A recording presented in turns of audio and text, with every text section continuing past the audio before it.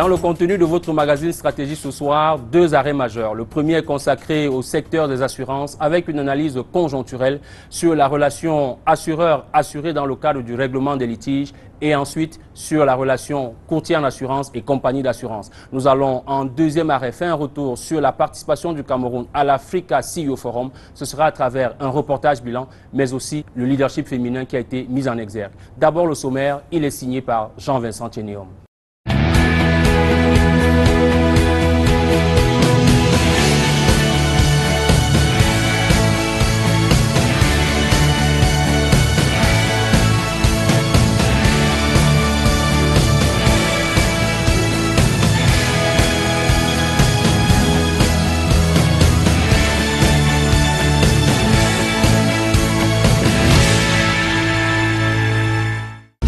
Réalisez vos objectifs en regardant Stratégie avec CAC International.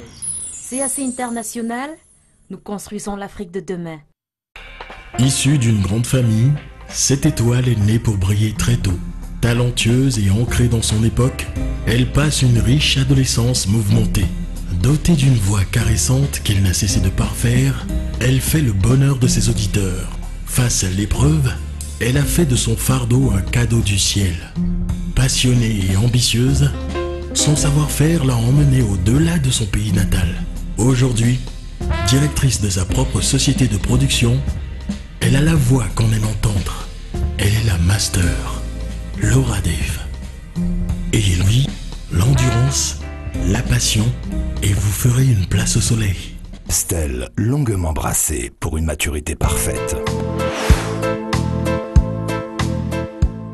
Au sommaire de Stratégie, magazine de l'économie actuelle, du dimanche 29 avril à 20h30 sur Canal 2 International, deux sujets dans cette édition. D'abord une analyse de conjoncture du secteur des assurances pour jauger quels efforts les assureurs font pour accélérer le règlement des sinistres de la branche automobile et découvrir le métier de courtier.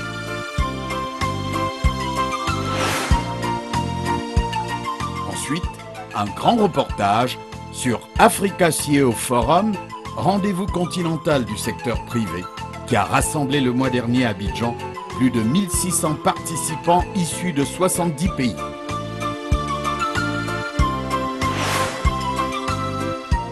Pour cette édition, conçue par Jean-Vincent Tchénéom et animée par Didier Bertrand Bouga, deux invités grands témoins vont commenter les sujets, Monsieur Enzo Ngolo Blaise, directeur national des assurances, et Madame Ghislaine Ketchatessa, femme d'affaires.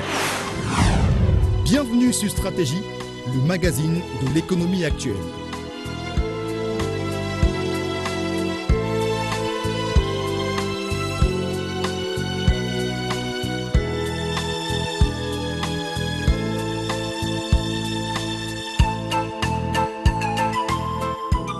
Et nous accueillons sur ce plateau en premier invité M. Enzo Ngolo Blaise. Il est le directeur national des assurances au Cameroun. Bonjour M. Enzo, veuillez vous asseoir s'il vous plaît. Merci d'avoir accepté l'invitation de la rédaction de Stratégie qui vous a convié non seulement à votre qualité de directeur national des assurances, position que vous occupez au ministère des Finances ici à Yaoundé, mais aussi parce que vous êtes vous-même diplômé des assurances, n'est-ce pas, à l'Institut des assurances de Tours depuis 1988. Depuis le milieu des années 95, vous êtes en position de responsabilité sur les questions des assurances au Cameroun. C'est-à-dire si vous connaissez le secteur et que vous pouvez l'analyser avec nous. Et donc, ma première question est celle de savoir comment vous avez accueilli notre invitation à analyser les assurances aujourd'hui au Cameroun sous les aspects que nous avons choisis. Le règlement des sinistres, mais également la place des courtiers auprès des compagnies ou dans ce domaine. Est-ce que pour vous, c'est deux domaines pertinents et qui méritent un regard en ce moment? Bien, je dois dire que j'ai été un peu surpris, parce que habituellement dans le secteur des assurances, on ne communique pas beaucoup. Et nous qui sommes dans l'encadrement de cette industrie-là, nous ne sommes pas toujours dans la position des compagnies qui, elles, ont besoin de parler et de se faire connaître. Mais il me semble que l'opportunité est idoine. Elle permet, n'est-ce pas, de dire un peu le sentiment que nous avons dans notre position en ce qui concerne ce secteur-là, qui est très mal connu.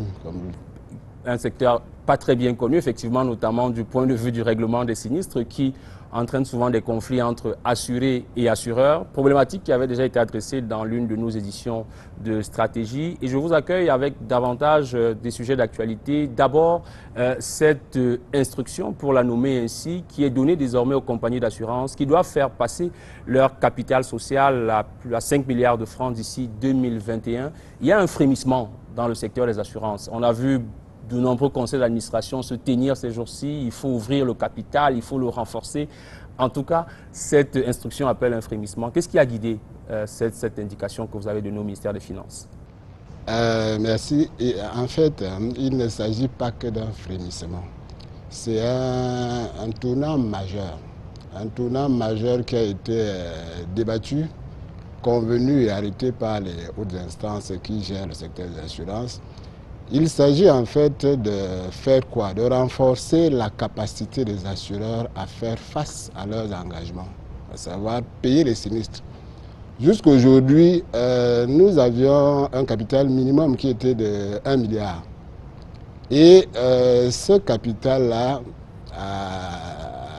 n'a pas permis toujours aux compagnies d'assurance de pouvoir régler les sinistres avec les aides qui convenaient.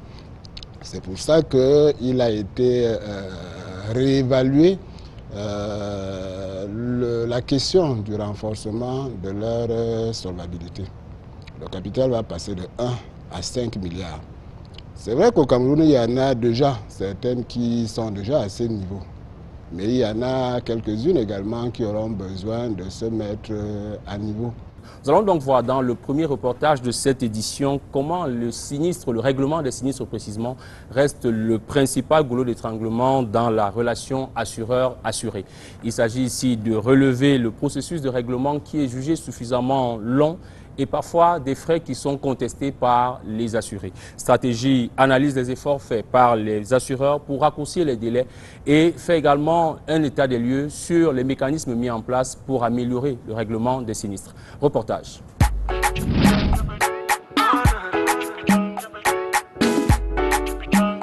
Pour le grand public, les compagnies d'assurance sont de mauvais payeurs. Au moment de régler les sinistres, elles seraient aux abonnés absents. Une accusation très loin de la réalité selon les assureurs.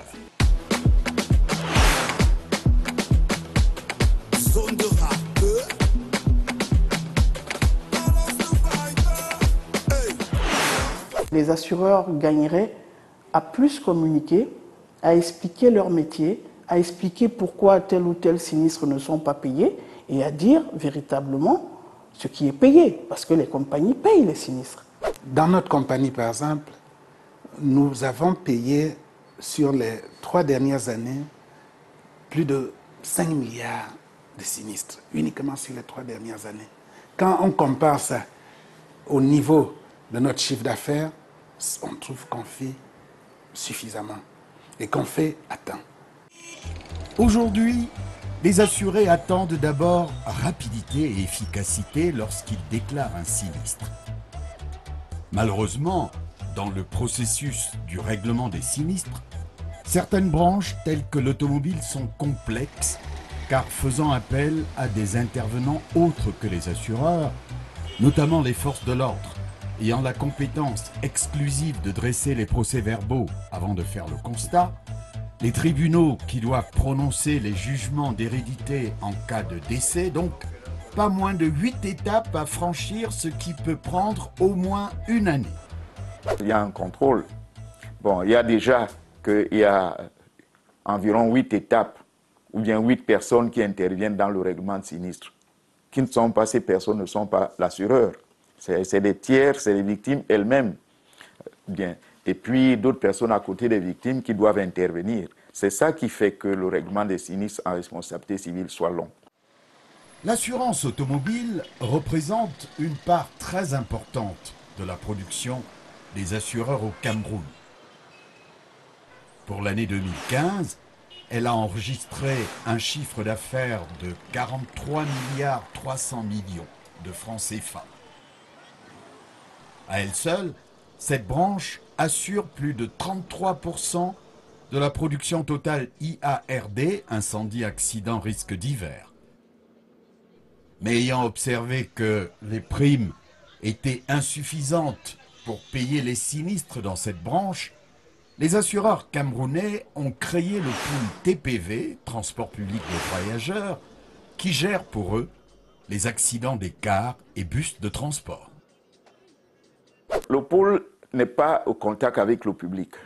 Le pool centralise les opérations et de souscription des contrats d'assurance des véhicules de transport public de voyageurs et le paiement des sinistres des véhicules de transport public de voyageurs. Par exemple, un sinistre de 400 millions que pourrait, sans le pool, supporter une compagnie d'assurance, il lui serait difficile de régler ce sinistre-là, un sinistre de 400 millions. Qu'est-ce qu'on a fait? On a estimé que pour un sinistre de 400 millions, par exemple, la personne qui est porteuse de ce sinistre-là, c'est-à-dire l'assureur qui est porteur de ce sinistre à 100%, ne devra plus le porter à 100%, il devra par exemple le porter à 60%. Vous comprenez donc que pour 400 millions de sinistres, il devra payer 240 millions, c'est-à-dire 60%, et les autres, la différence, 160 millions, sera répartie entre les autres compagnies d'assurance. Une autre initiative récente prise pour accélérer le règlement des sinistres de la branche automobile est l'indemnisation directe des assurés, IDA. Sur 100 sinistres, 80% sont des sinistres matériels et il faudra les payer très rapidement. Donc, on a mis ce système en place pour le règlement rapide des sinistres. C'est les sinistres corporels qui vont poser problème, mais on y réfléchit. Mais pour ce qui est des sinistres matériels, je pense que dans les années à venir, on ne se plaindra plus de ce que les assureurs n'ont pas payé mon sinistre et tout, bon, parce que ce sera un règlement direct. On se rend compte quand même que dans le stock des sinistres des compagnies d'assurance, il y a beaucoup de petits sinistres matériels qui ne sont pas réglés pour plusieurs raisons. Donc normalement, IDA devrait permettre, c'est une convention entre assureurs, des règlements plus rapides et au grand bonheur des assurés.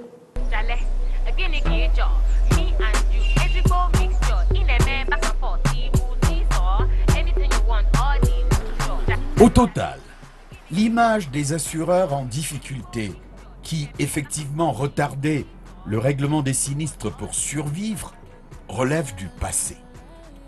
Ce comportement a gravement pénalisé tout le marché en minant la confiance des assurés. Mais ce cercle vicieux s'est inversé il y a quelques années avec le durcissement progressif de l'autorité de contrôle, qui est de plus en plus inflexible, avec l'émergence de nouveaux groupes sérieux qui contribuent à redorer le blason de l'assurance auprès des consommateurs. Encore faut-il que les assureurs communiquent massivement. Comment expliquer que les chèques de règlement de sinistres traînent de longs mois dans leur bureau en attente de leurs bénéficiaires? Comment expliquer que rares sont les automobilistes qui ont dans leur voiture les formulaires de constat à l'amiable donnant droit à l'indemnisation directe? C'est dire qu'il y a beaucoup de travail à faire pour que les assureurs et leurs clients vibrent sur la même longueur d'onde.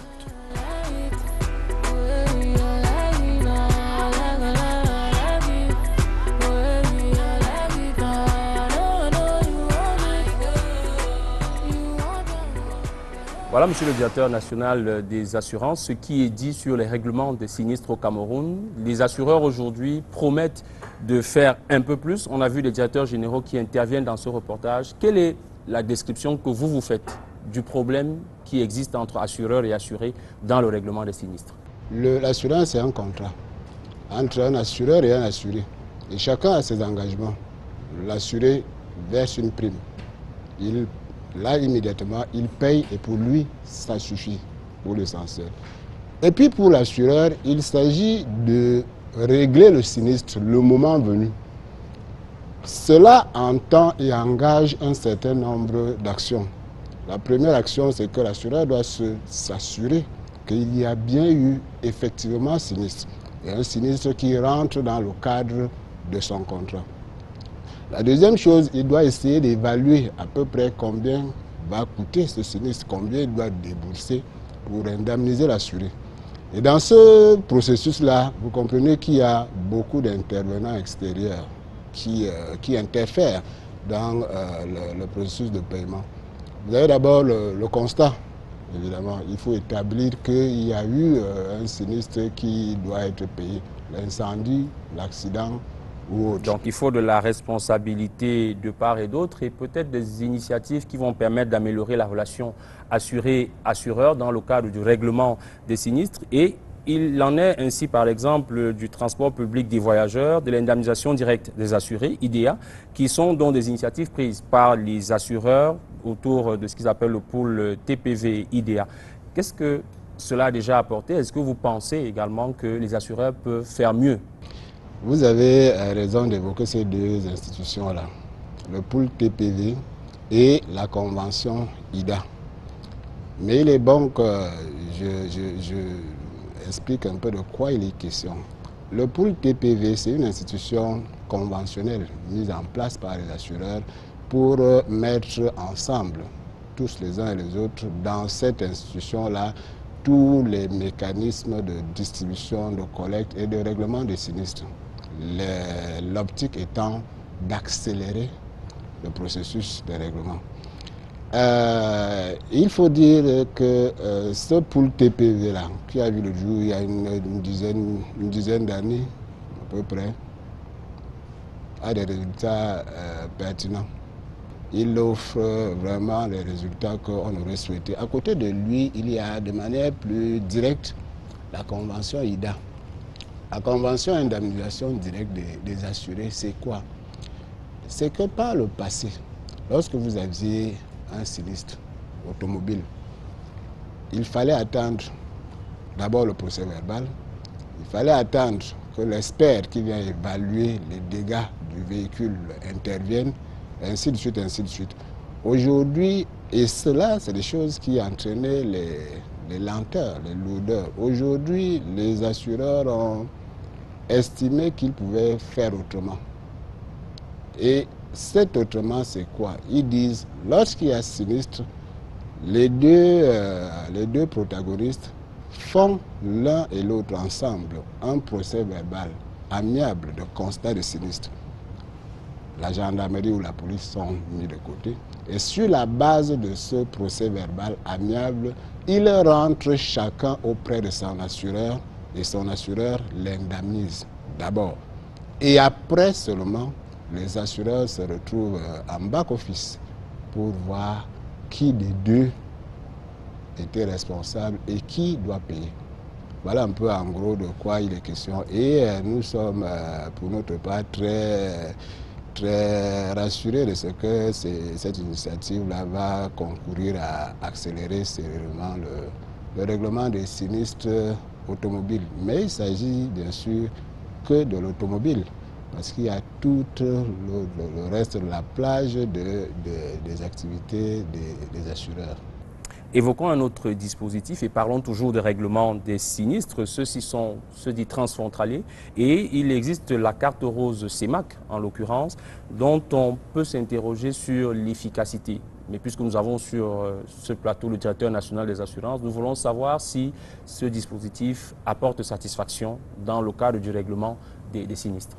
Je crois que pour qu'on comprenne bien de quoi il est question, parce que c'est à partir de là qu'on pourra évaluer si la carte rose CEMAC, au moins le bureau national, est en position de pouvoir être déterminant et efficace dans le règlement des sinistres. C'est une carte qui a vocation à quoi? À faciliter le règlement des sinistres. La carte rose CEMAC est implantée dans tous les pays de la zone. Chacun a son bureau national.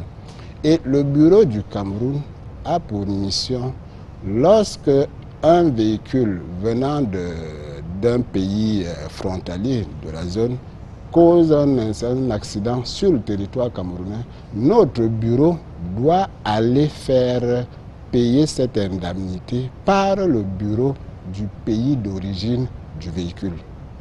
Et une fois que ce décor est planté, vous comprenez bien que le bureau national du Cameroun peut très bien fonctionner, mais le bureau du Gabon, du pays voisin, du Congo, peut ne pas être aussi... Nous connaissons les pays de la CEMAC. aussi. C'est dire que autant nous sommes au Cameroun en mesure de faire face à ce qui est de notre charge, de nos responsabilités, autant quand des véhicules viennent des pays voisins, ce n'est pas nécessairement évident que nous puissions, que la carte rose puisse être efficace à ramener l'indemnisation de ces pays-là. Merci, monsieur le directeur national des assurances. Avant de passer à notre prochain reportage, je vous interroge sur le retour au Cameroun du fonds de garantie automobile. C'est une préoccupation et une attente des acteurs du secteur des assurances. Où est-ce que nous en sommes?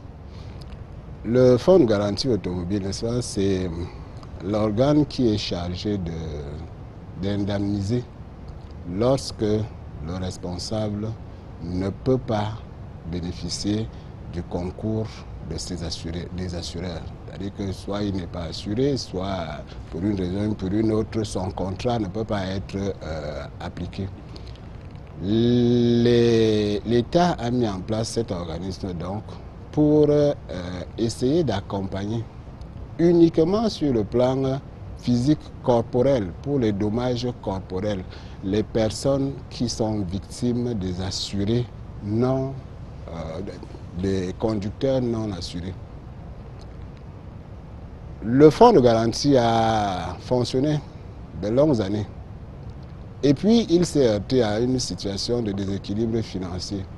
Les ressources qui lui avaient été définies et allouées n'ont pas suffi pour faire face à la charge des sinistres qu'il devait payer. Cela s'entend de ce que, quelque part, la charge des sinistres était plus importante que les revenus. Et ce fonds-là, ce premier fonds, il a été dissous. Aujourd'hui, un nouveau fonds est en création.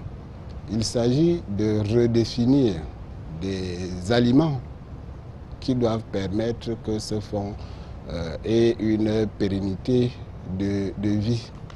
La loi qui crée le nouveau fonds a déjà été promulguée par le chef d'État.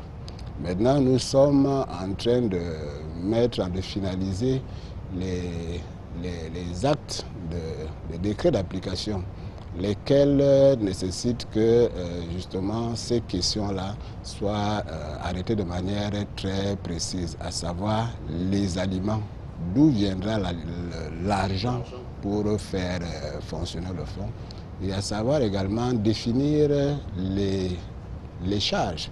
Qu'est-ce qu'on doit payer? Est-ce qu'avant on n'avait pas trop embrassé, on ne voulait pas payer plus que nécessaire? Autant de choses qui vont entrer dans la finalisation du décret d'application, mais lequel devrait être prêt avant la fin pour ne pas être trop optimiste, disons, à la fin de cette année.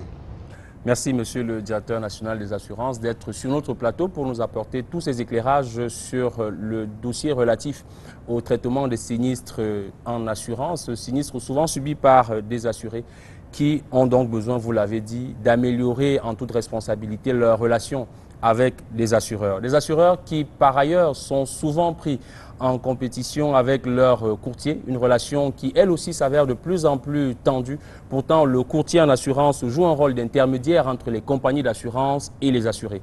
Il se met en position de promotion des services et produits offerts par les compagnies d'assurance, un rôle qui devient de moins en moins bien compris et qui appelle donc quelques conflits. Stratégie s'appuie sur l'expérience de la société Les Mutuelles Réunies Assurances pour présenter le métier du courtier et examiner les réformes souhaitables pour améliorer les relations entre les courtiers et les assurances. Reportage.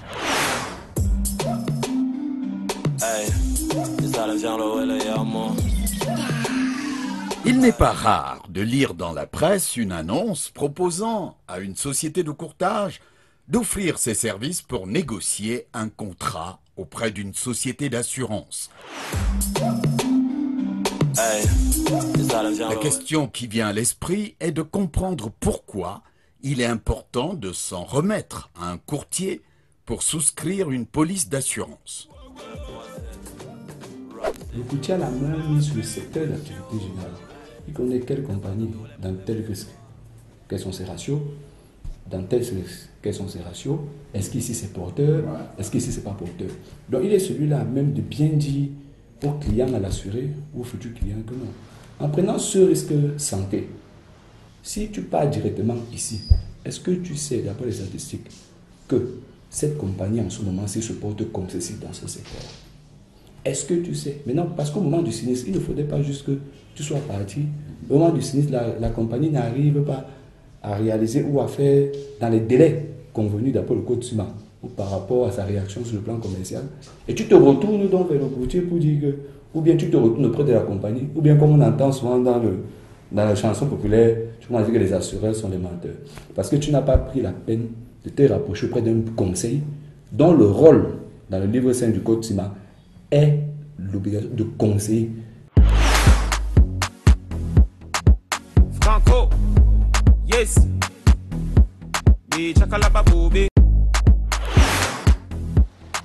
Le courtage d'assurance représente plus de 60% du chiffre d'affaires et emploie plus de 60% des effectifs du secteur des assurances au Cameroun. Ce secteur vit un véritable malaise depuis quelque temps. Les compagnies d'assurance ont tendance à prendre les intermédiaires comme des concurrents. Pourtant, la relation compagnie d'assurance intermédiaire est complémentaire.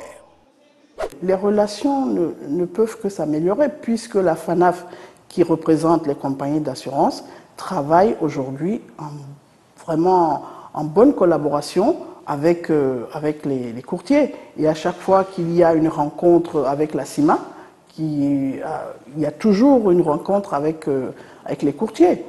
Et à ce niveau-là, la FANAF fait tout ce qui est possible pour que, évidemment, toutes les parties puissent travailler, encore une fois, en bonne intelligence.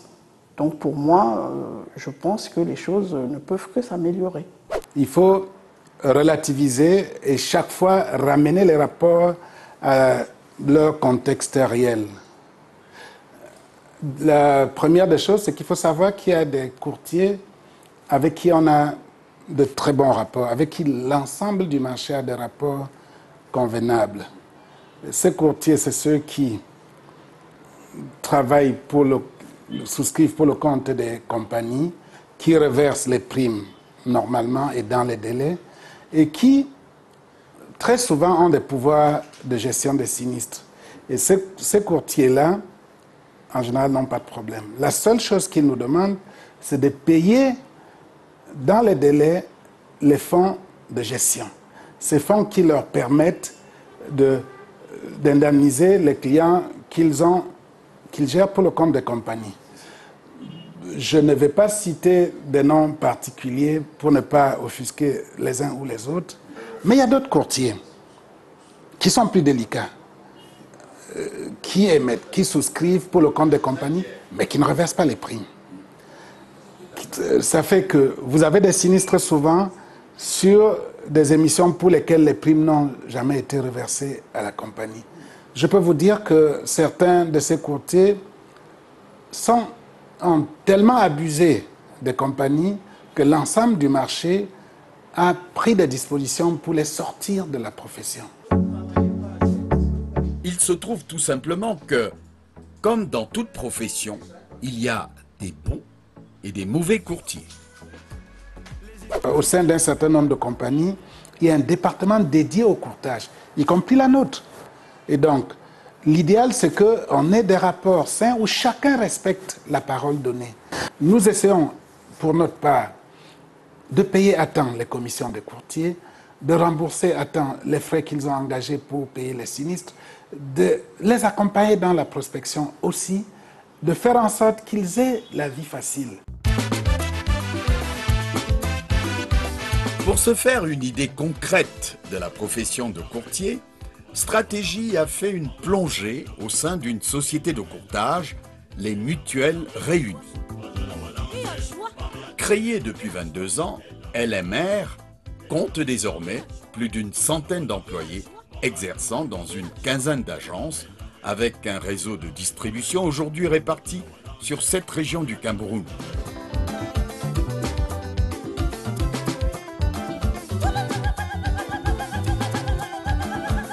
À Douala, nous allons accompagner une chargée de compte chez un client, une société de transit.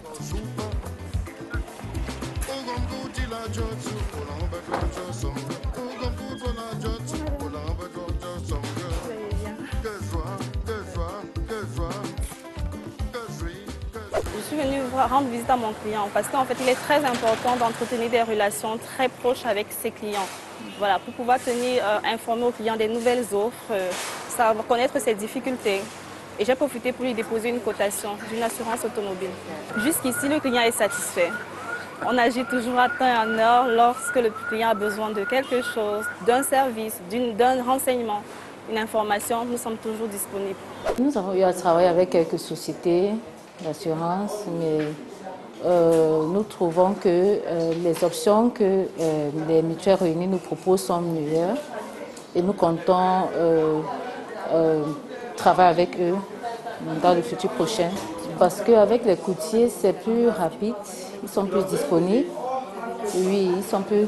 En plus, quand il y a toutes ces procédures dont les entreprises, les assurances, d'autres assureurs utilisent, eux, ils raccourcissent cette procédure.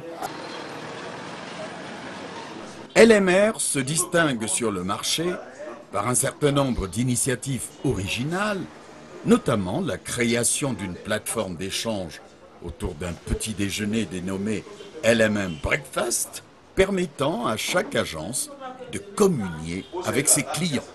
Il veut comprendre les circonstances réelles. Est-ce que cet accident a d'abord eu lieu? Comment ça s'est produit? Parce que lui, il a envie de comprendre. C'est rare de voir des gens qui s'occupent qui ont ce genre de suivi des clients. Parce que ça se limite seulement à la souscription, peut-être le prochain rendez-vous, ce soit le renouvellement, ce soit le sinistre. Mais ils s'arrêtent un moment, ils demandent à leurs clients ce qui ne va pas, ils disent à leurs clients ce qu'ils peuvent faire, ils disent à leurs clients comment est-ce qu'on devrait se comporter. C'est une initiative louable. Il est important pour nous de recueillir les avis de nos assurés pour pouvoir améliorer le service parce que nous sommes conscients que le service que nous offrons n'est pas totalement parfait. Maintenant, dans l'optique et en vue de l'amélioration, nous recueillons les avis de ces derniers et créer par la suite une autre plateforme interne pour pouvoir analyser et voir dans quelle mesure nous pouvons mettre en place certaines résolutions pour qu'à la fin, tous nos assurés puissent vivre avec assurance.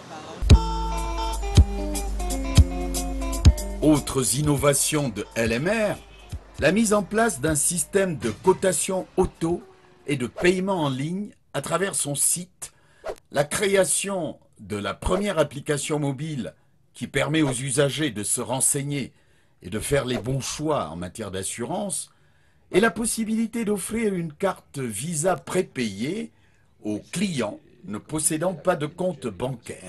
Une carte prépayée en partenariat avec la banque UBA pour permettre aux assurés n'ayant pas de compte bancaire d'avoir accès directement à leur paiement sinistre. Enfin, LMR s'engage à récupérer les procès-verbaux de constat auprès de forces de l'ordre pour ses clients victimes d'accidents.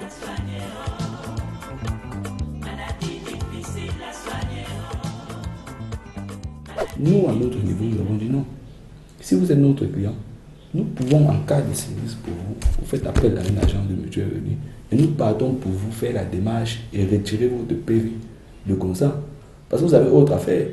Il faut bien que l'entreprise ou bien votre travail, ou bien si vous êtes salarié ou entrepreneur, que vous vaquez à vos occupations. Donc nous, on se déplace pour vous, à travers des partenariats que nous faisons avec les forces de l'ordre. Nous partons donc auprès de ces forces de l'ordre, faire le retrait de ce PV pour vous, pour instruction du dossier auprès des compagnies.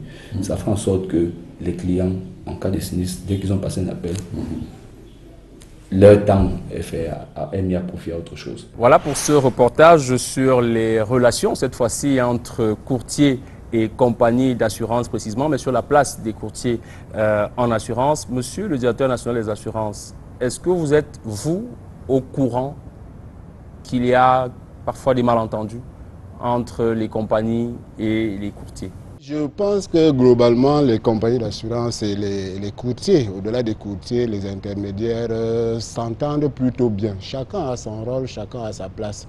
Et si d'aventure il y en a quelques-uns qui n'ont pas pu gérer les petits soucis avec leurs partenaires compagnie, ce n'est pas quelque chose de mon point de vue qui est notoire, hein, qui peut entacher le bon fonctionnement de l'industrie de l'assurance au Cameroun. Monsieur Ezo, est-ce que le ministère des Finances donne un agrément, je l'appelle comme ça, à l'exercice de courtier de manière illimitée? Nous sommes dans un espace libre. Hein. Et quand vous remplissez les conditions qui sont exigées pour exercer, pour faire des activités, pour faire un métier, on ne peut pas vous empêcher de le faire. Aujourd'hui, nous avons 97 courtiers d'assurance autorisés contre 105 agents généraux et près de 450 autres mandataires salariés et non salariés. Toutes ces personnes-là ont chacun sa place dans le secteur. Je ne veux pas vous couper à nouveau, mais certains se plaignent de ne donc plus avoir assez de marché, pour le dire ainsi. Disons que, en ce qui concerne les courtiers, leur métier, ils exercent, de mon point de vue, de manière assez cantonnée sur une plénitude de choses qu'ils auraient pu faire. Le courtier camerounais se contente beaucoup de faire juste d'attendre ses commissions de courtage. Alors qu'à côté de ça... Il faut sortir des sentiers battus, il faut innover. Il y a beaucoup de choses qu'il peut faire. Hein. C'est quelqu'un qui est d'abord le conseil de ses clients. C'est quelqu'un qui peut faire beaucoup d'autres choses, qui peut être rémunéré en dehors du chemin classique des commissions, c'est-à-dire de la rémunération des affaires qu'il apporte aux compagnies d'assurance. Non, et c'est en cela qu'aujourd'hui, nous insistons beaucoup sur, au moment de l'agrément, n'est-ce pas, à veiller à ce que ceux qui entrent aient des capacités, on appelle ça la capacité professionnelle, à pouvoir créer, à pouvoir se déployer, à pouvoir ratisser large, au-delà de ce qui reste le point principal de leur activité, apporter des affaires au courtier. Ils peuvent faire beaucoup d'autres choses. Et nous avons un exemple de courtier en assurance qui sort des sentiers battus, mais avant d'en parler, finissons avec l'ensemble des courtiers en assurance pour constater qu'il y a effectivement de leur part des abus, qu'ils sont parfois tentés de commettre, parce que nous n'avons pas toujours, à notre niveau, à la rédaction de stratégie, eu des preuves, des abus qu'ils peuvent commettre auprès de leurs clients ou de leurs partenaires, que sont donc notamment les assurances. Il est certain que vous, en tant qu'autorité de réglementation et de contrôle, vous avez un dispositif de sanctions que vous avez certainement mis en place. Est-ce qu'on peut en avoir une idée? Les abus, il y en a. On ne peut pas dire qu'il y en a. Il y en a parfois de significatifs. Il y en a de réguliers, récurrents, faits par la plupart d'entre eux. Mais ces abus-là, la première chose qu'il faut noter, c'est qu'ils ne sont pas en quantité, une fois encore, à pouvoir perturber le fonctionnement, le bon fonctionnement.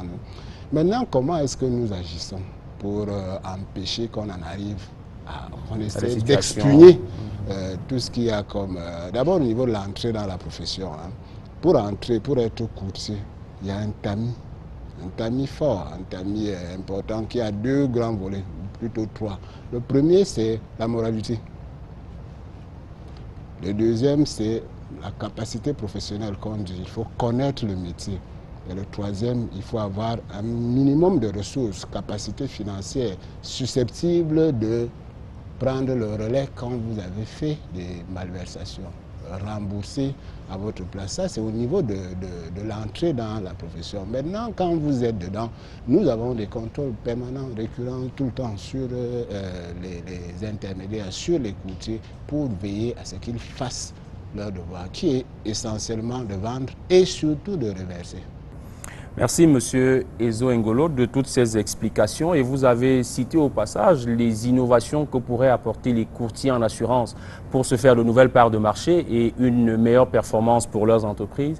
Et c'est ce que nous voyons dans le cadre de l'entreprise Les Mutuelles Réunies qui innove avec notamment la cotation de la police auto grâce à une application informatique, le paiement en ligne et l'octroi d'une carte Visa à un client dépourvu de compte ou de compte en banque. Voilà des innovations, mais surtout je voudrais que vous parliez de cette entrée dans le domaine des technologies nouvelles, pour ne pas parler d'AssurTech, pour être, on va dire, tendance. Est-ce que c'est cela, les innovations dont vous parlez?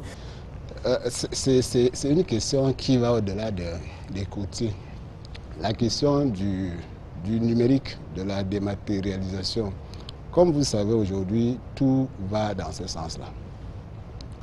J'étais à un forum il y a quelques mois où il a été établi, constaté que l'assurance classique aujourd'hui, qui au Cameroun, nous sommes 22 millions de Camerounais à peu près, il y en a à peine un petit million qui s'y connaît, qui est assuré.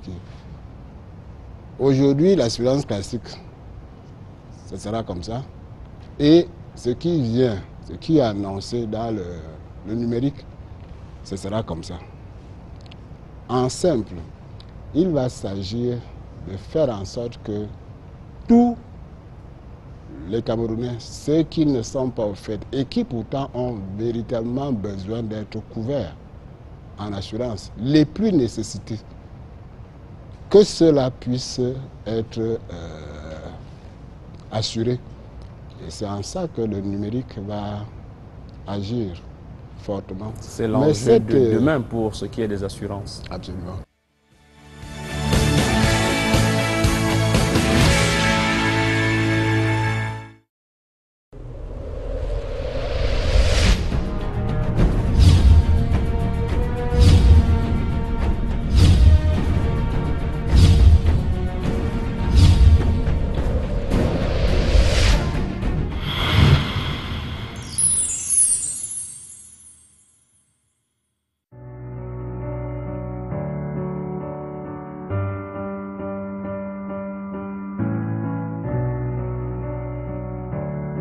Lorsque vous souscrivez à une assurance auto, vous avez le choix entre plusieurs formules correspondant à différents niveaux de protection.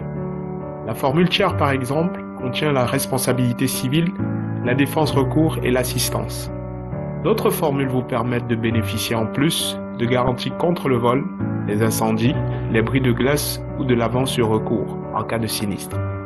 Enfin, pour une couverture optimale, préférez l'assurance tout risque qui comprend en plus des garanties précédentes l'option dommage tout accident.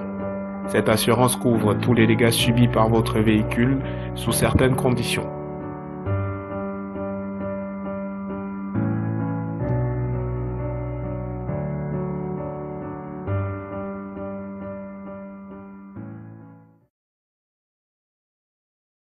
Comment envoyer de la marchandise dans nos pays d'origine à moindre coût, rapidement et par un transporteur de confiance? ETTI permet de répondre aux besoins de la diaspora africaine en Europe pour l'acheminement de colis, de véhicules et de conteneurs vers l'Afrique, par voie maritime et aérienne. Nous sommes également une centrale d'achat pour les entreprises souhaitant collaborer avec des fournisseurs européens. Chez ETTI, nous nous engageons à acheminer vos biens en toute sécurité. ETTI, votre transporteur de confiance. Né à Douala dans le confort, il a quitté ses repères afin de continuer ses études au Canada. Diplômé des meilleures écoles de ce pays, il a fait de l'indépendance financière son credo. À travers les continents et dans son Cameroun bien-aimé, son esprit d'entreprise n'a jamais failli. Presque sans le sou, il crée Mountain Communication, un succès qui fait de lui le précurseur des événements After Work au Cameroun. Aujourd'hui incontournable dans le domaine du marketing direct, il poursuit sa vision, arriver au sommet et y demeurer. C'est un master. Il s'appelle Yannick Tanque. Ne renonçons jamais à nos rêves. Notre Afrique a besoin de nous. Amstel, longuement brassé pour une maturité parfaite.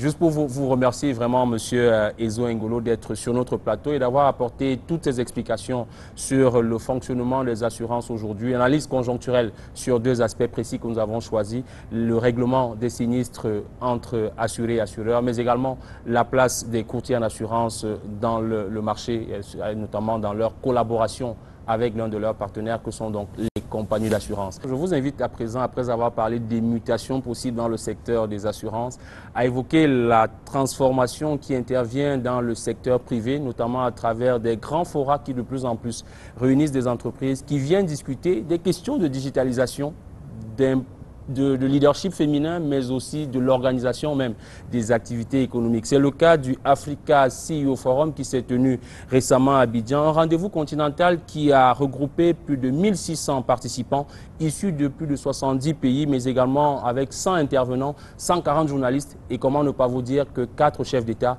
étaient présents à cette rencontre. Je vous invite à regarder d'abord ce premier reportage bilan sur l'Africa CEO Forum et nous reviendrons après sur le plateau avec un second invité.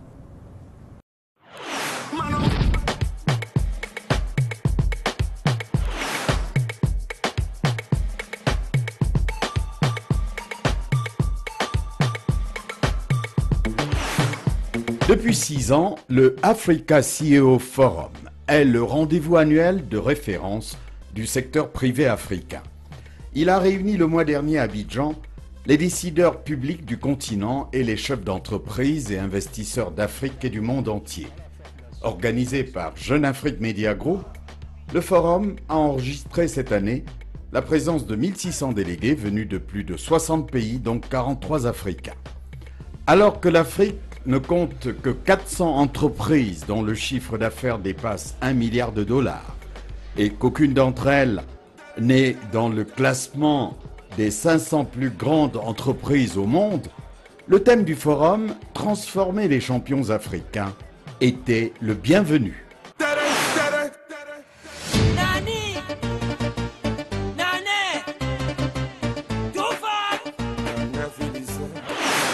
Être exigeant, c'est d'abord se rendre compte que l'Afrique n'est pas une île et qu'on vit dans un monde de compétition globale et que le sujet n'est pas tellement de savoir comment on s'améliore petit à petit à l'intérieur de notre environnement, c'est d'abord de savoir comment on s'améliore par rapport à la compétition mondiale. Donc ça, c'est un premier sujet sur lequel les entreprises doivent réaliser qu'on n'est pas en vase clos, que dans le monde développé, il est en train de se passer beaucoup de choses, notamment dans la question de l'économie digitale, l'économie de la connaissance, et que nous devons progresser. J'ai donné quelques exemples, notamment sur la situation du doing business, et en montrant qu'en 10 ans, en fait, malgré les annonces qui sont faites de tel pays qui commence à faire telle réforme, finalement, la position moyenne du continent dans le classement Doing Business n'a pas bougé en 10 ans. On est toujours à la 141e position. Donc ça, ce sont des sujets sur lesquels il n'est plus question de transiger et le secteur privé doit renforcer son dialogue justement avec dans le dialogue public-privé et être plus exigeant et être associé de manière plus forte avec les décideurs publics dans l'élaboration d'un certain nombre de politiques industrielles, sectorielles, etc. Et plus les enjeux de modernisation de l'entreprise elle-même qu'elle doit faire pour se hisser au même niveau que les entreprises internationales. La recherche de financement est souvent le motif clé de la participation de beaucoup d'entreprises à ce type de forum. Et elles ont le choix entre le capital investissement privé ou des capitaux apportés par des institutions financières de développement dont les conditions de remboursement sont plus souples. Il est évident que quand j'ai eu besoin de partenaires financiers pour assurer notre développement à l'international, j'avais le choix entre des private equity purs et des DFI. Et j'ai été contacté par les deux et à la fin de la journée, la conclusion était claire. Compte tenu de la nature de notre secteur d'activité, nous sommes sur un cycle long et très long. Pour les private equity, en général, c'est des structures qui lèvent les fonds auprès d'investisseurs, souvent personnes physiques, et qui leur promettent que dans 5 ans, je vais vous doubler ces fonds. Donc quand eux-mêmes les placent, c'est sur une période courte. Donc dans l'activité d'assurance, nous ne pouvons pas promettre à un partenaire financier qu'au bout de 4 ans, on va lui doubler sa mise. Voilà. Les grands groupes choisissent ce genre de tribune pour faire leurs annonces. À l'exemple d'Orange, un des principaux opérateurs de télécommunications dans le monde, qui, après s'être diversifié dans Orange Money, va désormais distribuer des produits du secteur de l'énergie. L'énergie, ça veut dire que notre décision de proposer des solutions technologiques aux centaines de millions d'Africains dans les pays où nous sommes présents et qui étaient privés de tout accès à l'énergie.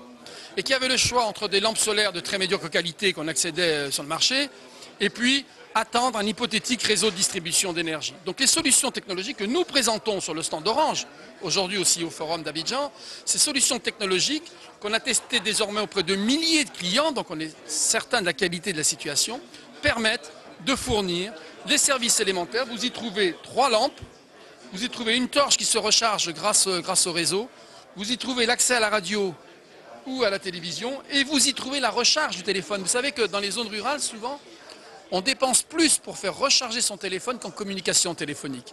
C'est à ça qu'il faut faire évoluer et c'est pour ça Orange a décidé de lancer ce nouveau service avec ses partenaires et notamment avec BBBox. Nous avons commencé à délivrer ce service dans un certain nombre de pays. Nous allons démarrer à Madagascar, nous sommes en train de le livrer au Burkina Faso, au Mali. Nous allons, avant la fin de l'année, le délivrer en Côte d'Ivoire et au Sénégal, où les tests sont en route. Et donc le message, évidemment, c'est qu'on va délivrer ces services d'énergie.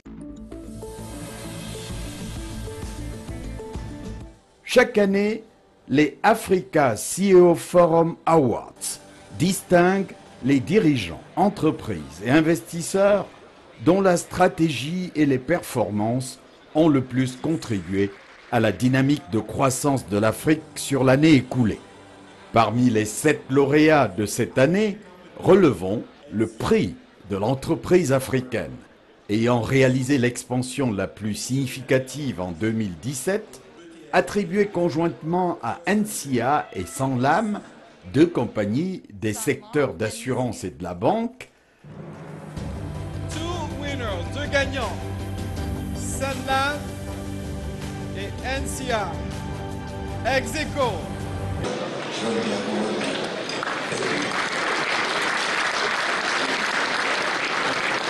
Le prix de la compagnie internationale de l'année attribué à Olam International, géant de l'agroalimentaire basé à Singapour, qui réalise une partie de ses activités en Afrique. Pour que le secteur privé devienne véritablement le moteur de la croissance en Afrique, il faut une volonté politique, loin des discours convenus. Pour avoir des championnes africaines, il faut cesser de parler. Il faut commencer à mettre sur place des mesures qui vont faire en sorte que les jeunes, les Africaines, les hommes d'affaires, les femmes d'affaires puissent compétir, puissent développer les produits, avoir accès au marché et puis compétir avec tout le monde. Mais ce n'est pas suffit de parler, de donner des trucs, de beaux discours. Il faut mieux que ça. Stratégie a fait appel à un de ses partenaires institutionnels, Jérôme Mindland, président de CAC International, pour commenter le bilan de l'Africa CEO Forum d'Abidjan, événement qu'il connaît bien pour avoir été sponsor de la première édition du forum il y a 6 ans. Il se félicite que l'Afrique ait compris qu'elle a des compétences et peut se développer de façon endogène. Les gens, pour des raisons diverses, voient l'intérêt de se retrouver là-bas. D'abord, le premier intérêt, c'est qu'on nous rencontre en eux-mêmes. Il y a une unité de lieu et une unité de temps pour rencontrer des gens où il faudrait des mois pour pouvoir les rencontrer encore sans y parvenir. Donc, tous les hommes d'affaires pour qui le temps c'est de l'argent et l'opportunité il faut la saisir quand elle vient, c'est évident que ce type de rencontre-là, on a tort, les absents ont tort, absolument.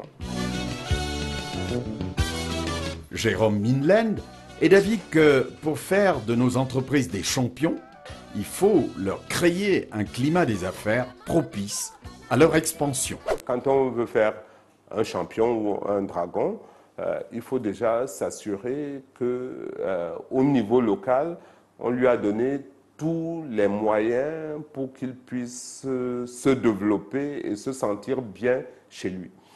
Si vous avez une vision presque castratrice, là je ne parle pas du Cameroun, je parle de l'Afrique en général. Si vous avez des pays où réussir n'est pas une opportunité mais un risque, vous ne pouvez pas gérer de façon concurrentielle avec des gens que l'on porte à bout de bras, même s'ils ont des faiblesses, pour qu'ils puissent devenir demain des champions.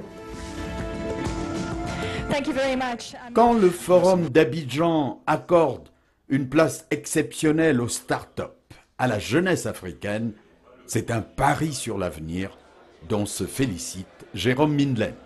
Chez CAC, nous en parlons avec d'autant plus de facilité que nous sommes des créateurs de la valeur ajoutée de l'intelligence collective. Nous avons, depuis des générations, et vous le savez, des responsables de structures ou d'organisations patronales qui sont passés chez nous et qui ne sont ce qu'ils sont aujourd'hui que parce qu'ils sont partis de chez nous. Donc il faut avoir cette vision où vous vous dites il y a des compétences, il y a des intelligences, il y a des potentialités qu'il faut développer et il faut les laisser s'exprimer et ne pas les embrigader ou alors essayer de les contenir dans la vision que vous avez. Parce que votre vision, elle est forcément passéiste, même si vous avez 20 ans. Mesdames, Messieurs, si vous nous rejoignez à l'instant, nous sommes dans la deuxième partie du magazine Stratégie qui ouvre un zoom sur le Africa CEO Forum et nous venons de voir le reportage consacré au bilan de cette rencontre continentale et elle nous a rejoint sur le plateau. Elle, c'est Madame Tessa, elle est Chief Executive Officer, directrice générale pour le dire en français, de Immobilier Millennium, une entreprise basée ici au Cameroun. Nous l'avons croisée pour une seconde fois à Abidjan dans le cadre de cette rencontre. C'est pour cela que nous vous avons invité. Madame Tessa, bienvenue. Merci. Merci de me recevoir sur votre plateau. Bonjour. Alors dites-nous, qu'est-ce qui justifie votre présence récurrente, puisque c'est la deuxième fois que notre rédaction, je l'indiquais, vous a rencontré à l'Africa CEO Forum. Pourquoi vous y allez? Oh, pour plusieurs raisons. C'est vrai qu'en Afrique francophone, chez nous les francophones, le réseautage n'est pas quelque chose de courant, c'est très courant chez les anglo-saxons. Donc aller aussi à un forum de cette nature, il faut le considérer comme un investissement. Donc c'est vrai que ça a un coût pour notre entreprise qui est une jeune entreprise, mais c'est un investissement sur le long terme parce que le réseautage fait partie intégrante de l'activité de CEO que je suis. Rencontrer des personnes différentes, rencontrer des personnes déjà de notre secteur d'activité, rencontrer des personnes différentes et surtout dans un même endroit, dans un temps très court, rencontrer des gens de pays divers qu'on ne pourrait pas faire sur une durée aussi réduite. Donc c'est très simple, on rencontre des personnes maintenant et on met des jalons pour des futurs partenariats. Et surtout on existe dans le microcosme panafricain puisqu'aujourd'hui on ne peut plus travailler ni vivre dans notre seul pays. On est obligé d'avoir une vue un peu étendue sur le continent et ce genre d'événement nous permet ça. Est-ce qu'il y a une image qui vous aura marqué négativement, quelque chose que vous pensez qu'on aurait pu mieux faire dans le cadre de cette rencontre? Parce que le reportage que nous avons vu parle du bilan et vous également, vous faites le vôtre. Effectivement, la limite qu'on peut trouver à ce genre de forum, c'est en fait, il se veut panafricain, il se veut attirer les multinationales, les entreprises étrangères sur l'Afrique. Et puis, c'est aussi l'inconvénient là, c'est que du coup, on n'a que ces grandes entreprises internationales, et on a moins une visibilité pour les PME ou pour des entreprises de taille plutôt moyenne africaine. Et on est en train de parler de l'Afrique, on est en train de parler du développement de l'Afrique. Il serait donc intéressant d'avoir une participation un peu plus accrue des entreprises moyenne africaine, ce qui ferait vraiment un melting pot et qui aura un sens sur la partie transformation dont on est en train de parler, parce que la transformation se fera effectivement avec l'investissement et l'apport étranger, mais il se fera aussi de l'intérieur et cette partie-là est peut-être un peu négligée. Merci Madame Tessa pour ces première réponse bilan à votre participation à l'Africa CEO Forum, ces rencontres continentales qui a eu lieu à Abidjan. Monsieur Ezo Ngolo, vous n'étiez pas à Abidjan, mais vous connaissez le monde, j'allais dire, des affaires, puisque en responsabilité au ministère des Finances, vous suivez ces opérateurs économiques. Lorsque vous voyez ce chef d'entreprise, femme, dérouler ainsi la participation, avec enthousiasme, la participation qu'elle a faite à l'Africa CEO Forum, vous voyez ces ouvertures économiques qui s'annoncent pour nos chefs d'entreprise. Quel est le regard que vous portez et surtout, est-ce que vous pouvez nous rappeler ce que le gouvernement camerounais lui-même fait pour accompagner ces opérateurs économiques? On a eu aussi en termes de forage, je précise, ici à Yaoundé, déjà organisé des rencontres économiques, financières pour donner de la visibilité à nos opérateurs économiques, pour attirer des investissements. Quel regard vous portez sur cette rencontre, Monsieur Ezo? Mais votre question, elle a plein de bouts. Hein. Je vous donne des tuyaux pour dire ainsi. La prendre, ce que je vais dire d'abord, c'est qu'effectivement, le Cameroun a adhéré à cette convention-là qui ouvre un très large marché sur toute l'Afrique. Je crois me rappeler que c'est bien le ministre Paul Motazé qui a ratissé ces instruments-là pour le Cameroun. De mon point de vue, hein, c'est au-delà de l'opportunité, c'est une interpellation forte à tous nos opérateurs parce qu'on va aussi dans un espace extrêmement concurrentiel. Il va s'agir pour tout le monde, toutes nos entreprises, les grandes, les petites, de se mettre en ordre vraiment de performance ultime. Nous allons, quand ça ouvre, ça veut dire qu'il y a des gens qui viennent pour gagner, pour envahir votre espace. Et vous devez également vous mettre en position de pouvoir envahir ailleurs, d'aller pouvoir conquérir d'autres espaces commerciaux. Ou encore de mieux vous vendre. Ce qui veut dire qu'il faut en interne, et chacun à son niveau, chaque entreprise doit se préparer à la meilleure performance possible. C'est un peu comme ça que je vois les choses. C'est une opportunité, mais il faut se préparer à fond. Il faut être le meilleur, il faut être au top. Merci. Et je vous invite donc à regarder le deuxième reportage consacré à l'Africa CEO Forum. Il va nous donner la possibilité, justement, à vous deux, chers invités et à nos téléspectateurs, de voir quelle était la participation du Cameroun à cette rencontre. Chiffres, données, nombre de participants, mais également avis de ceux qui y étaient. C'est dans ce reportage que nous suivons maintenant sur la participation Cameroun à l'Africa CEO Forum à Abidjan.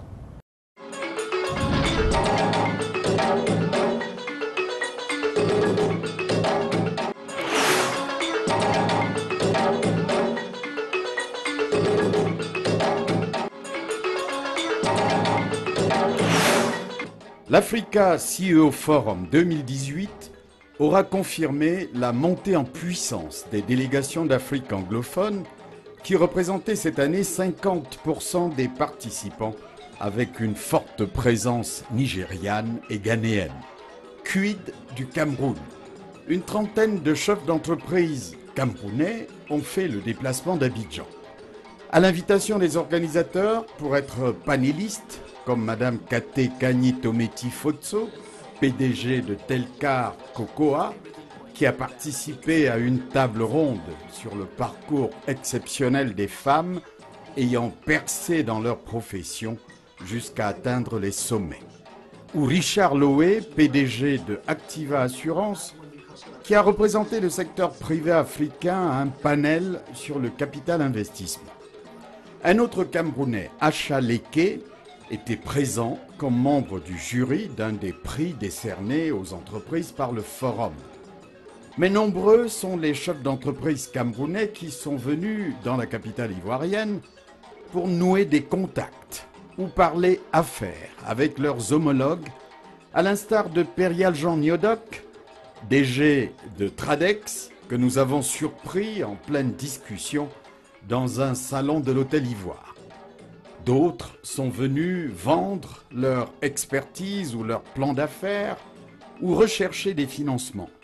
Nous allons leur donner la parole. Commençons par les représentants de deux grands groupes, Arnaud et Yumi, qui veulent étendre leurs activités bien au-delà des frontières du Cameroun en devenant des champions africains. Notre vision, c'est d'aider à la réduction de la fracture numérique. Non seulement au Cameroun et en Côte d'Ivoire, nous avons des opérations, mais dans les futurs pays où nous envisageons de nous installer. Donc c'est une plateforme qui permet de rencontrer et les acteurs déjà de notre secteur et aussi les fonds d'investissement, les investisseurs, pour démontrer qu'il y a encore des entrepreneurs africains capables d'avoir une vision panafricaine. Lorsque vous regardez l'écosystème des télécoms, vous vous rendez compte qu'il n'y a aucun opérateur régional panafricain. Il faut bien que quelqu'un se réveille un jour. Et l'ambition de Yumi, en rachetant les parts des Suisses sur Yumi Côte d'Ivoire et Yumi Cameroun, c'est de devenir cet acteur panafricain. Donc pour nous, c'est une tribune d'échange. On se doit de participer à ce genre d'événement pour la visibilité de l'entreprise. C'est ce qui justifie notre présence aujourd'hui. L'Afrique a un énorme potentiel, inexploité, et que les possibilités sont énormes. Maintenant, il faut que les entreprises puissent se structurer, que la gouvernance soit améliorée et que les politiques puissent aussi favoriser l'économie dans ces pays-là.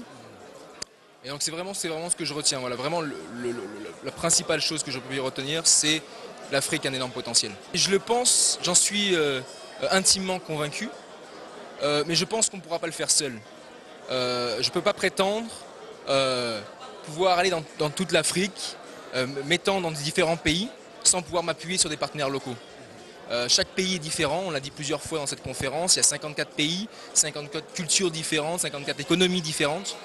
Donc à mon avis, il faut trouver les bons partenaires, partenaires techniques, partenaires financiers. Et puis je pense que c'est la solution qui nous permettra justement de devenir un leader et un des grands groupes panafricains que j'espère un jour on deviendra, et très rapidement, c'est l'objectif. Et puis, nous avons rencontré 2 PME des secteurs des assurances et de la communication qui sont venus avant tout apprendre à mieux faire.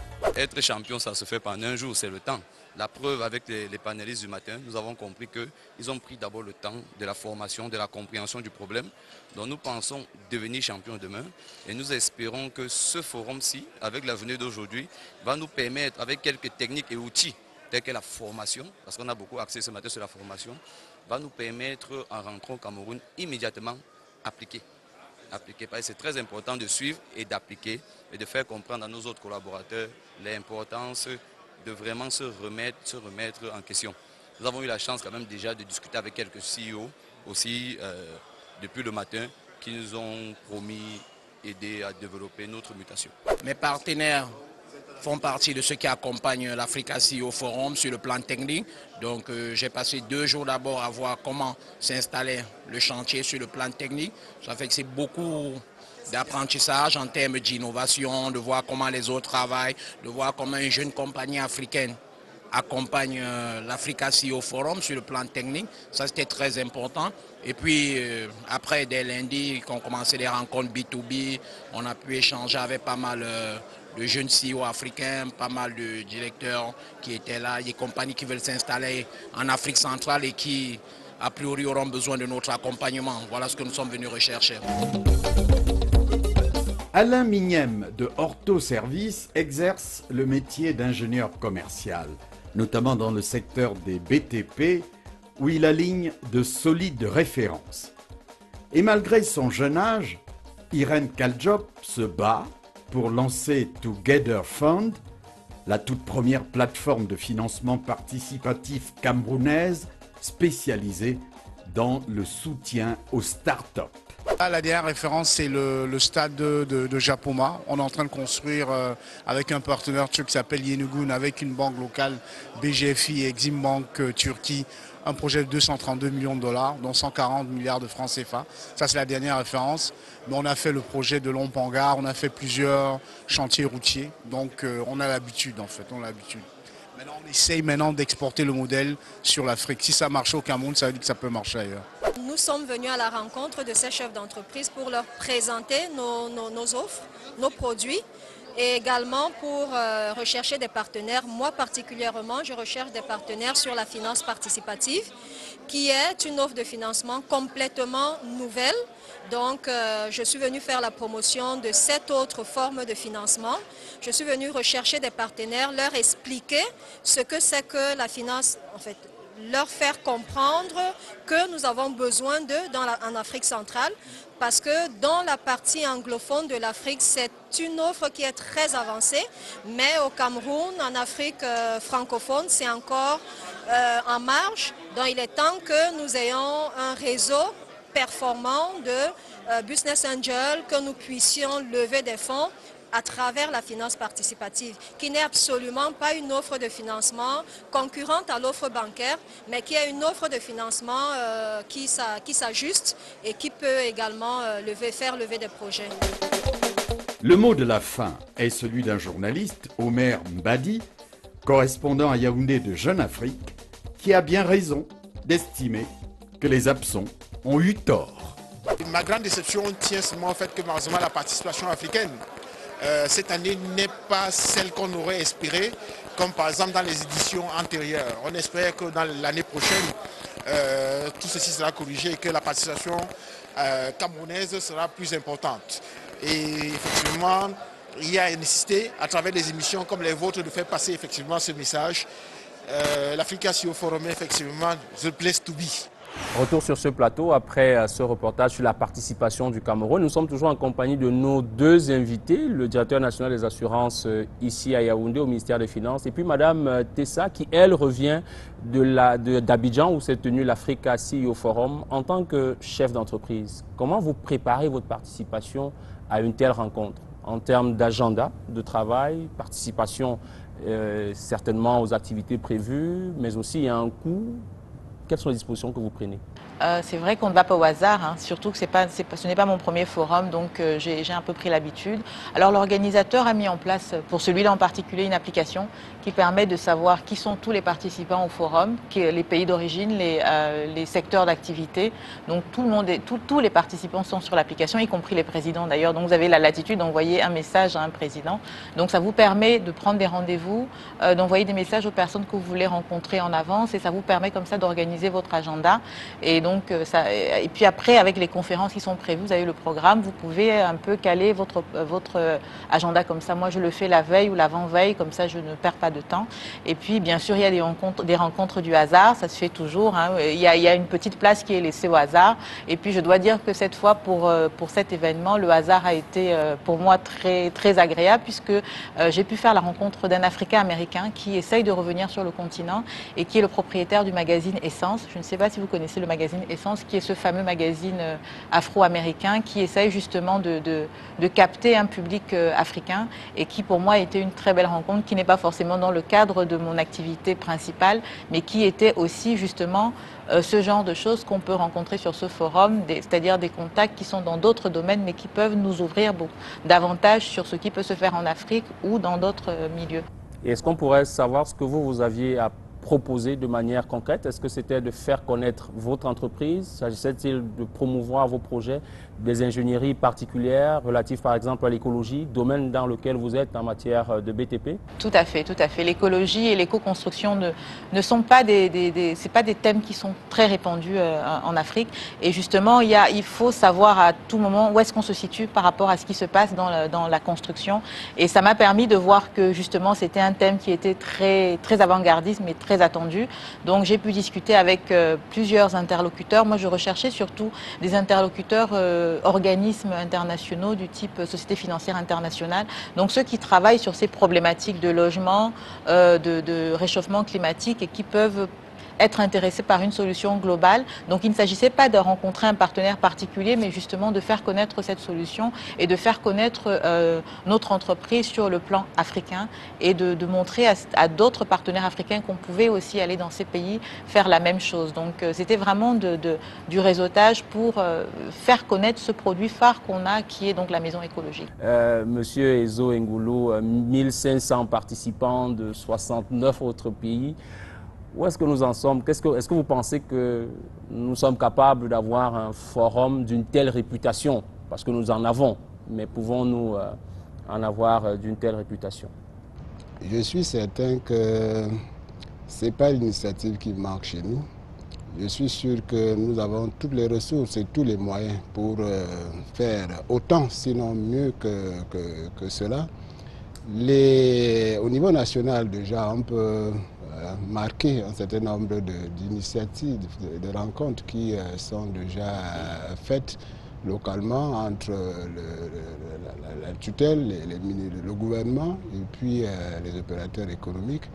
Mais je crois aussi que l'initiative de tels événements, de telles rencontres, pour développer ce genre de rencontres est attendue surtout du côté des opérateurs qui, de mon point de vue, de mon point de vue, sont ceux qui perçoivent de manière pratique et de manière très directe ces situations-là, qui savent comment est-ce qu'on pourrait parvenir à explorer des pistes comme celle-là. En tout état de cause, l'État, le gouvernement, je peux le dire, sans être en position de... Mais je crois que l'État est disposé, ouvert, à accompagner tout ce qui est dans le sens de promouvoir notre économie et nos industries.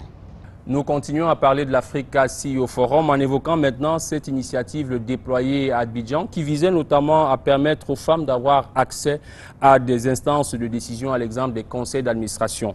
L'Africa CEO Forum Women Initiative a permis à 80 femmes d'assister à des ateliers consacrés au développement personnel de haut niveau. Retour sur l'Africa CEO Forum Women Initiative dans ce reportage.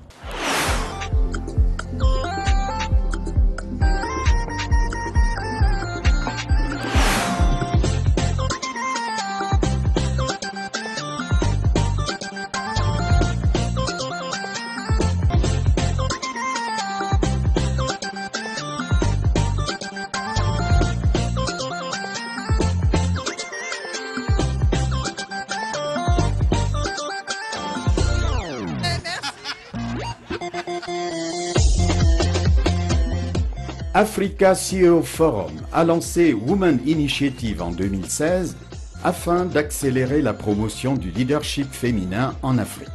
Cette année, Women Initiative a déployé 2 actions à Abidjan. Il y a eu l'opération Women on Board qui vise à mettre en relation des dirigeantes africaines de haut niveau avec des entreprises désireuses de féminiser leur conseil d'administration. Car si les femmes sont plutôt bien représentées en Afrique sur les postes de management intermédiaires, seuls 5% des PDG de grands groupes sont des femmes. L'opération se déroule en 2 temps. D'une part, identifier les femmes dirigeantes africaines qualifiées à intégrer des conseils d'administration et les entreprises qui souhaitent féminiser leurs conseils, et d'autre part, favoriser les mises en relation pendant et après le forum. À la manœuvre, pour faire aboutir l'opération, Amir Ben Yaned, président du Africa CEO Forum. Chaque année, on enrichit cette initiative. L'année dernière, nous avons commencé à faire des panels spécialisés sur plusieurs enjeux, des enjeux de leadership féminin, mais aussi de vision tout simplement de la femme sur des sujets que l'on traite normalement, de business. Nous avons bien sûr féminisé nos panels, puisque un grand nombre de femmes, maintenant vous pouvez le voir, sont sur les panels. Et on a commencé, initié à partir de déjà l'année dernière, avec beaucoup de réalisations, des événements spécifiques. On a créé un programme de mentoring qui sont pris en charge par donc des femmes leaders. Pour l'instant, nous en avons fait un premier l'année dernière au Sénégal qui s'appelle les Héroïnes. On va en faire un deuxième cette année en Côte d'Ivoire et renouveler l'édition de Dakar. L'objectif étant de les faire un petit peu partout en Afrique. Nous en avons un prévu au Cameroun. Je n'ai pas encore fixé la date, mais ça va arriver. Nous avons pris des initiatives aussi dans le domaine de l'accession des femmes aux postes de décision et au conseil d'administration, plus précisément, puisque nous avons une initiative qui a l'objectif de mettre en relation les femmes dirigeantes avec les entreprises dont les conseils d'administration souhaitent se féminiser.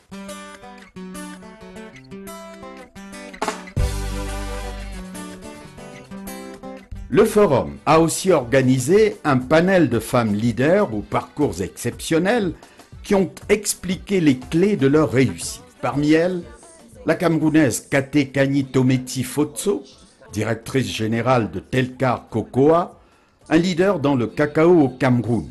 Pour elle, les femmes doivent savoir prendre des risques en quittant leur zone de confort. C'est une question que chaque femme doit arrêter de penser que les hommes ou bien les frères vont les donner ça dans une place en or.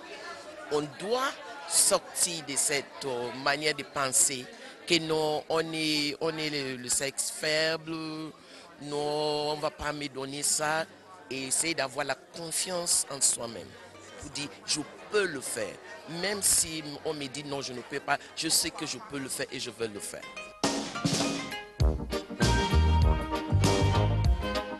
Diplômée de sciences politiques et spécialiste du négoce des produits de base, Kate Kani-Tometi Fotso est active dans des projets qui améliorent la vie des communautés. On doit dans les familles, dans nos maisons, dans le travail, encourager les femmes. Parce que chaque femme que tu fais la discrimination contre, c'est ta fille que tu es en train de faire la discrimination. C'est ta femme, c'est une sœur.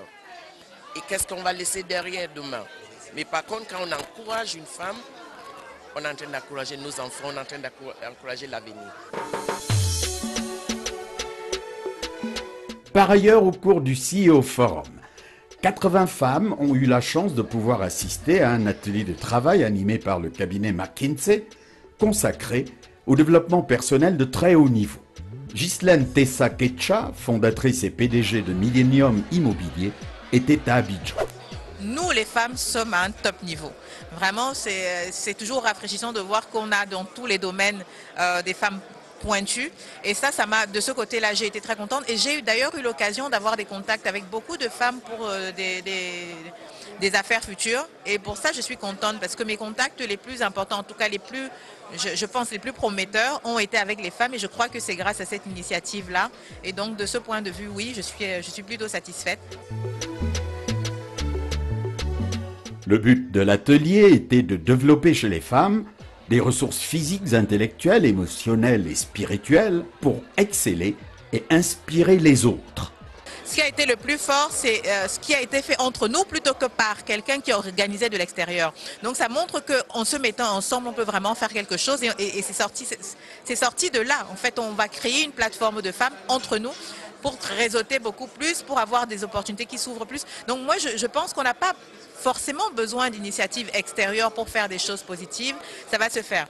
Alors après, sur les forats comme ça internationaux, bon, on n'a pas forcément tout qui se passe sur place, c'est ce qui va se passer après. L'important, c'est de savoir ce qui se passe, de voir comment les choses évoluent pour pouvoir mieux se positionner. Le projet est clair, aider les femmes africaines à devenir des dirigeantes d'entreprises plus confiantes et plus efficaces. Les femmes, quand elles ont terminé les études, elles pensent généralement qu'il faut s'arrêter là. Elles ne pensent pas à pousser plus loin pour être des chefs d'entreprise et ça devrait changer. Et donc les gouvernements et les femmes entre elles devraient s'entraider, se motiver de manière à pouvoir, on va dire dans 10 ans, être plus représentatif à la tête des entreprises africaines. Déjà, lors de la prochaine édition de l'Africa CEO Forum, on pourra sans doute mesurer les effets dès l'an prochain de cette volonté de porter plus de femmes à la tête de grandes entreprises africaines. Alors, Madame Ghislaine Tessa, vous qui étiez à l'Africa CEO Forum, vous qui êtes femme d'affaires, est-ce que vous jugez nécessaire et pertinent de consacrer des ateliers particuliers à la femme lors des rencontres? Je regrette que ce soit nécessaire, parce que tant que c'est nécessaire, ça signifie qu'il y a un problème. Il y a un problème. Et il y a effectivement un problème. Alors, parfois, il faut insister, parce que les autres ne le ressentent pas. En l'occurrence, les hommes ne ressentent pas forcément que cette question existe, mais quand vous êtes femme d'affaires, et d'ailleurs quand vous êtes femme tout court et que vous exercez ces différents métiers, on est confronté à ça. Il n'y a pas qu'en Afrique, hein, parce qu'on a tendance à stigmatiser l'Afrique, mais l'affaire Weinstein, elle est bien américaine, et c'est exactement de ça qu'il s'agit. Donc, faire des ateliers qui sont consacrés aux femmes, d'abord, c'est montrer aux autres que les femmes aussi sont autant capables que les hommes. hommes. Et c'est mettre en avant ces femmes dont on ne parle pas souvent. Parce que si on ne parle pas de ces femmes, on ne pourra pas tirer celles qui sont en train de travailler. Donc si vous n'avez pas un mentor, si vous n'avez pas un modèle féminin, comment est-ce qu'une jeune fille ou comment est-ce qu'une petite fille peut s'identifier si les seuls modèles, si on vous dit par exemple, moi je suis dans la construction, les hommes vont vous dire, moi j'aimerais devenir Dangote. Comment est-ce qu'une jeune fille s'identifie à Dangote si elle n'a pas... Donc il est important de mettre en avant ces femmes, de permettre que d'autres jeunes filles s'identifient et que de manière générale, on tire la femme vers le haut. Et pour moi, ces initiatives sont extrêmement importantes, c'est extrêmement important d'en parler, c'est extrêmement important de faire comprendre aux hommes que sans les femmes, la société de toute façon ne peut pas... Merci Madame Ghislaine Tessa. Je voudrais vous demander si au milieu de deux hommes sur ce plateau, vous avez eu l'impression qu'il vous était nécessaire de déployer une énergie particulière ou alors vous avez tout de suite perçu qu'il y avait de la considération pour vous? Je pense qu'il y avait de la considération, mais parce que le thème devait porter sur le leadership féminin, donc je me dis que la préparation était déjà là, mais c'est un combat au quotidien, je répète. Moi je l'appelle le sexisme ordinaire, comme d'autres disent le racisme ordinaire, c'est que parfois même on ne se rend pas compte qu'on l'est, mais bon, c'est comme ça et on vit avec, mais on peut le corriger un peu. Monsieur Zengolo, dites-moi, est-ce que dans le domaine des assurances, la question de la place des femmes se pose au niveau de vos interlocuteurs? Nous parlons là de ceux qui dirigent les compagnies d'assurance ou encore des intermédiaires qu'on a cités à l'exemple des courtiers en première partie de ce magazine. Est-ce que c'est une problématique qui revient chez vous de quelque façon que ce soit? Disons, la question du genre, elle se pose dans tous les secteurs de la même manière. Dans le secteur des assurances, aujourd'hui, nous avons une dame qui est... Non, nous en avons deux qui sont au niveau du top management, là, et sur 29 compagnies. Mais nous avons une pléiade d'intermédiaires, de courtiers qui sont des femmes. Et en règle générale, les choses se passent plutôt bien. Nous n'avons pas perçu, on n'a jamais été véritablement interpellés sur une spécificité liée à assurance femmes et assurance. Non, par contre, dans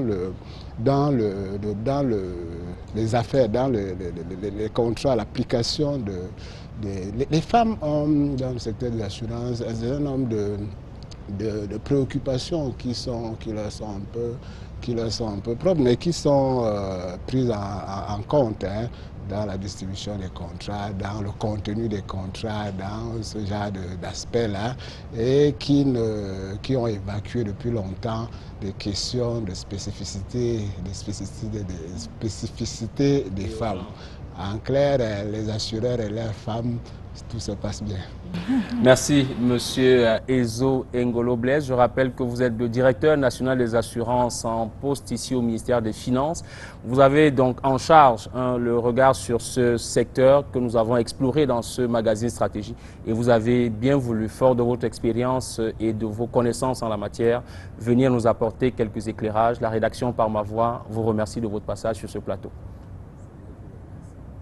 Et elle nous a rejoint dans la seconde partie et avec elle nous avons parlé de l'Africa CEO Forum, de cette rencontre continentale qui de plus en plus fait courir les leaders des entreprises mondiales et qui a donné également la possibilité aux femmes chefs d'entreprise d'être mieux capacitées. Madame Ghislaine Tessa était donc notre invitée en seconde position sur ce plateau de stratégie et nous la remercions beaucoup, surtout qu'elle reconnaît qu'elle était plutôt bien encadrée.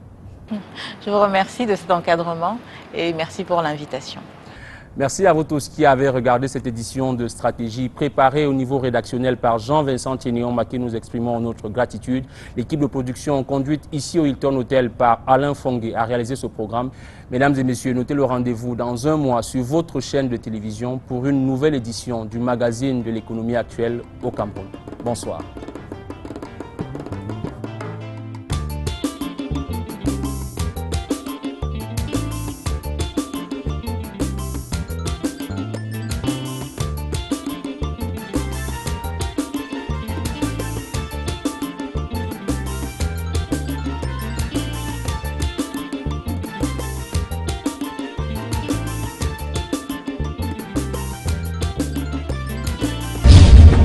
Vous avez regardé Stratégie avec CAC International.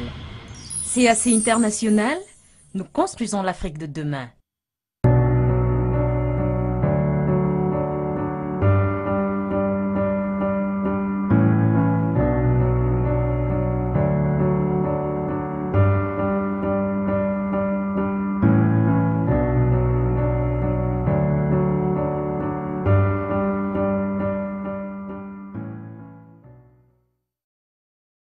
Né sous un toit modeste, il a été un enfant imaginatif et spirituel.